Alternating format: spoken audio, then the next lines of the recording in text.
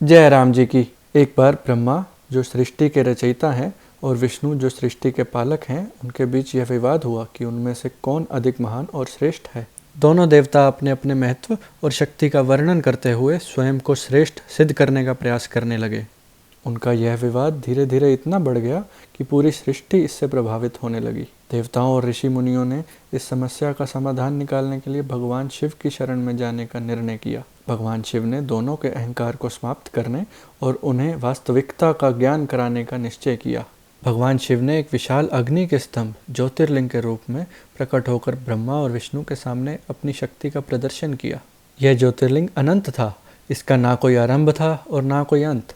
यह आकाश और पाताल दोनों को पार करता हुआ अनंत ब्रह्मांड तक फैला हुआ था। भगवान शिव ने ब्रह्मा और विष्णु से कहा, यदि आप में से कोई भी इस स्तंभ का आरंभ या अंत खोज सके, वो ही श्रेष्ठ माना जाएगा।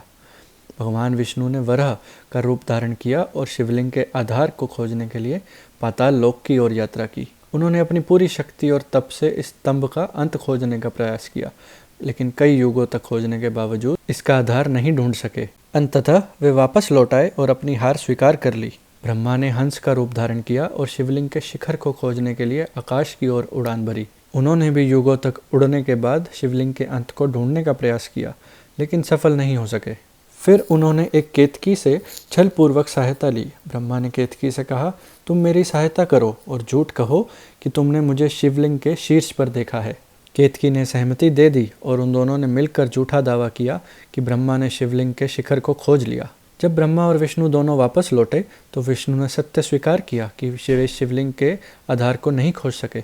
वहीं ब्रह्मा जी ने झूठ बोलते हुए कहा कि उन्होंने शिवलिंग का शिखर खोज लिया है। भगवान शिव इस छल से क्रोधित हो गए और प्रकट होकर ब्रह्मा को उनके झूठ के लिए दंडित किया। उन्होंने ब्रह्मा जी को श्राप दिया कि उनकी पूजा सृष्टि में कभी नहीं की जाएगी।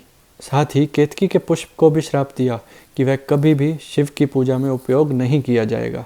भगवान शिव ने विष्णु की सत्यनिष्ठा की सराहना की और उन्हें आशीर्वाद दिया। शिव ने दोनों देवताओं को यह सिखाया कि अहंकार और छल से कुछ भी प्राप्त नहीं किया जा सकता।